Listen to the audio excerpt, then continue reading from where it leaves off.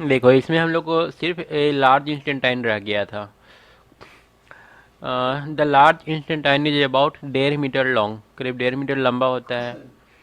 It has 3 parts, इसका 3 parts है। कौन कौन? सीकम, कोलोन एंड रेक्टम, ये 3 इंपॉर्टेंट पार्ट है। The caecum is a small blind pouch situated at the junction of the small and large intestine। ये कहाँ पर होता है? जहाँ पर स्मॉल और लार्ज इंस्टेंटाइन जुड़ता है वहाँ पर।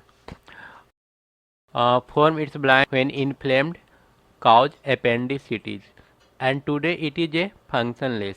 इस ऑर्गन ये आज के टाइम में बिल्कुल फंक्शनलेस है। तो ये ध्यान रखना है, ये कहाँ पर होता है? अपेंडिक्स कहाँ पर होता है? तो जहाँ पर सेकम होता है, सेकम के पास होता है। और सेकम कहाँ पर होता है? जहाँ बड़ी या छोटी या the colon is much broader than ileum, ileum से काफ़ी चौड़ा होता है। And is little more than a metre और and down on the left side. इसका थोड़ा सा फिगर दिखा देता रहता तो ज़्यादा अच्छा था। 1 मिनट देख लेते हैं फिगर इसका। किस चीज का फोटो दिख रहा है सर वैसे? लार्ज इंस्टेंटाइन का। एक क्लोन कहाँ से कहाँ तक है, कहाँ से अच्छा, कहाँ तक, ये है सारा उसका पार्ट्स।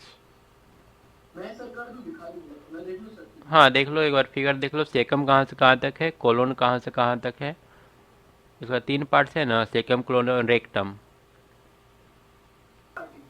हाँ मतलब क्लोन शुरू से लेकर के लास्ट तक लगभग लगभग है ना। पहले असेंडिंग क्लोन है, फिर सेकंड ट्रांसवर्स फोर्थ। क्लोन है, फिर डिसेंडिंग क्लोन है। सेकम बिल्कुल थोड़ा सा है। फिगर कैसे दिखाओगे? हाँ हाँ, ये वाला फिगर देख रहे हो ना? इससे भी ज़्यादा अच्छा अपेंडिक्स, अपेंडिक्स भी यहाँ पर दिखाया हुआ है। सेकम इसमें नहीं है ना, सेकम नहीं है।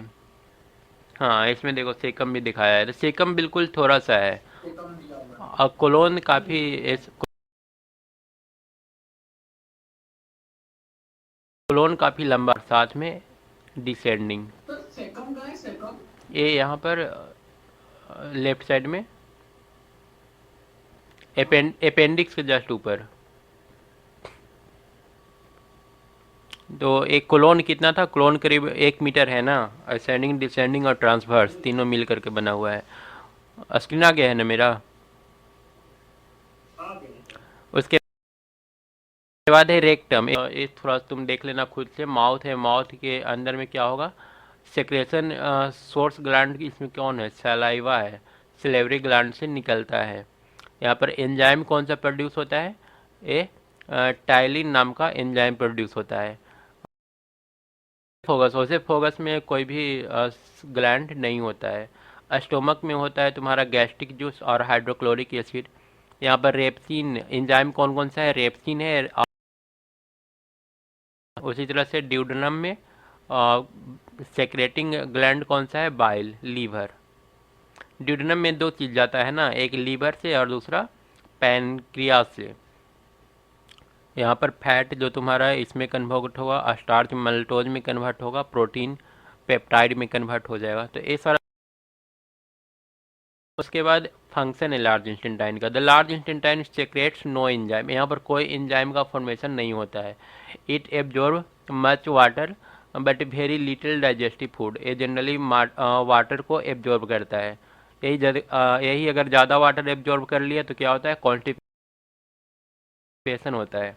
वाटर इज एब्जॉर्ब्ड, जब वाटर एब्जॉर्ब कर लेने के बाद the content become semi solid faeces, ये सेमी सॉलिड फेसेस में कन्वर्ट हो जाता है। हुई पास इनटू द रेक्टम, जो रेक्टम में भेज दिया जाता है। And are expelled at the interval. Food from alimentary canal is called defecation. The faeces are normally composed of 75% water. Faeces में मतलब वही पोटी जो होता है, इसमें क्या होता है? 75% वाटर होता है और 25% सॉलिड मटेरियल होता है, जिसमें 30% डाइट बैक्टीरिया हो गया, 10-20% फैट होता है और 2-3% प्रोटीन होता है। The bad odour of faeces is due to bacteria action, bacterial action की वजह से वो जो स्मेल आता है वो होता है। The composition of faeces vary from person to person as well as according to the kind of food consumed. ये तुम्हारा फूड पर डिपेंड करेगा कि कॉम्पोजिशन में क्या क्या है। उसके बाद है एसिमिलेशन ऑफ फूड। जो फूड डाइजेस्ट किया जाता है या फिर जो एब्जॉर्ब कर लिया जाता है वो दो तरीके से ट्रांसपोर्ट होता है, through hepatic portal system and through lymphatic system. एक लिम्फेटिक सिस्टम के द्वारा और दूसरा हेप्टिक पोर्टल के द्वारा। सिंपल शुगर ग्लूकोज को ग्लाइकोजेन में कन्वर्ट कर लिया जाता है। When needed the liver reconvert the glycogen into glucose. ये वहाँ पर क्या रहता है, स्टोर रहता है ग्लाइकोजेन के फॉर्म में, और अगर glycogenolysis and puts it back into blood circulation, और फिर से उसको ब्लड सर्कुलेशन में भेज दिया जाता है। Glucose is required in body tissue as ए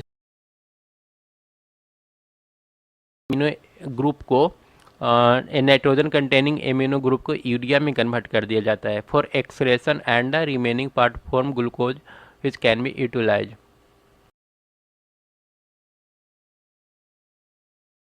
और बाकी मतलब देखो यहाँ पर जो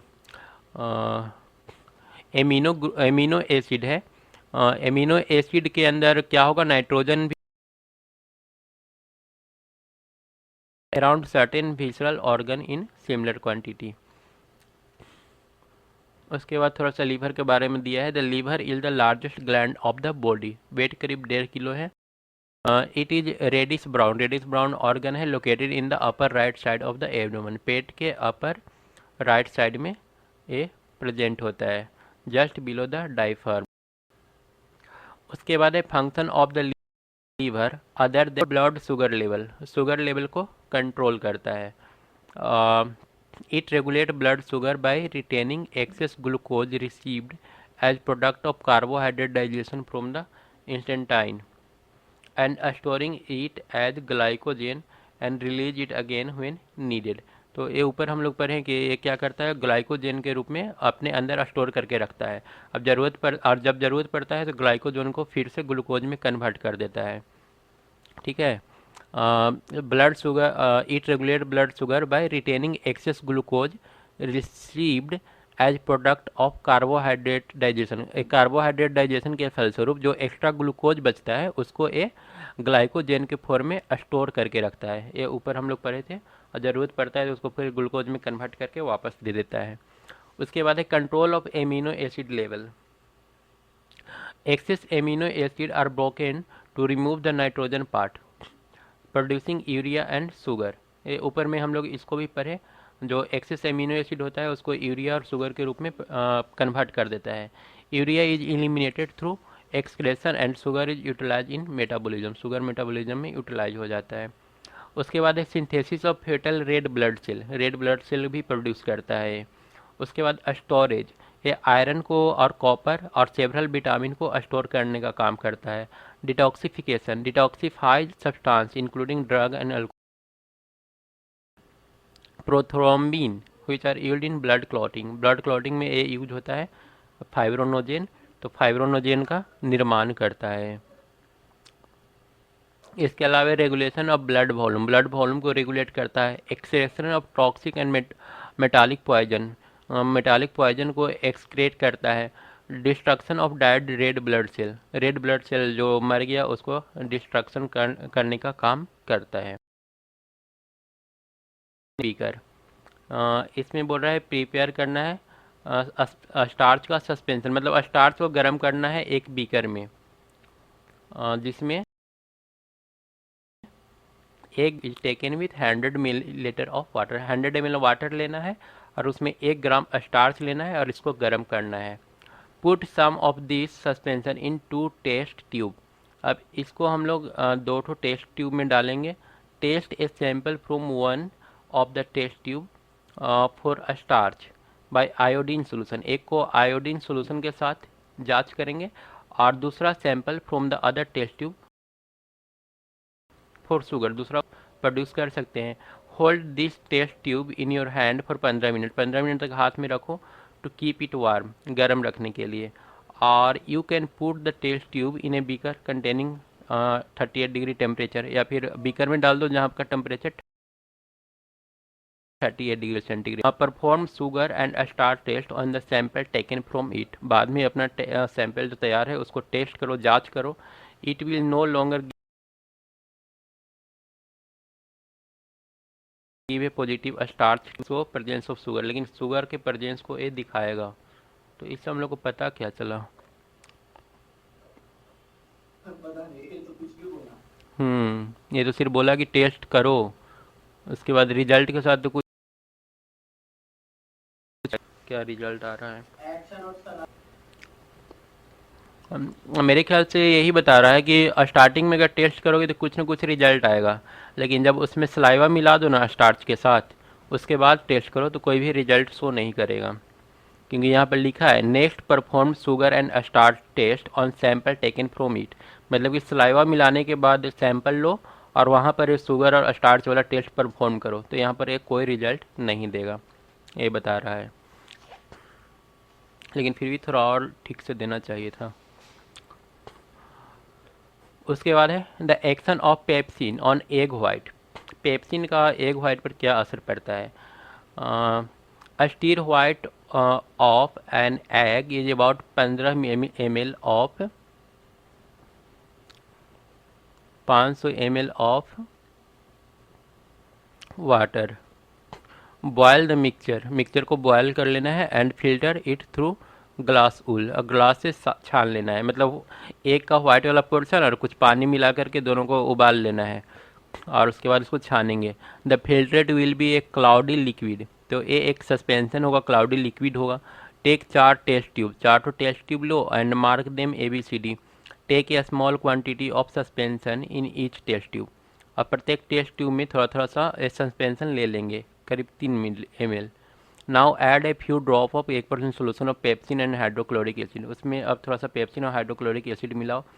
मतलब टेस्ट ट्यूब ए में ओनली पेप्सिन लेना है, दूसरा में सिर्फ HCl लेना है, तीसरा में पेप्सिन प्लस HCl लेना है, और चौथा में acid plus boiled pepsin solution लेना है।